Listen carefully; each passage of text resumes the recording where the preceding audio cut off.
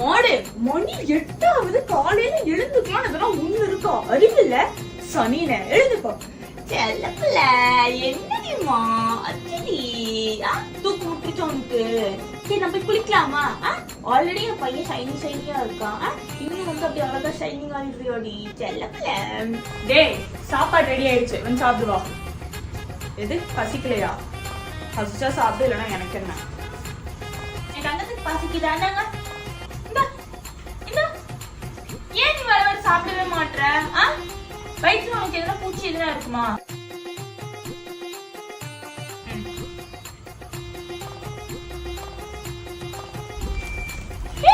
என்னது இது உடம்பெல்லாம் ஆடி?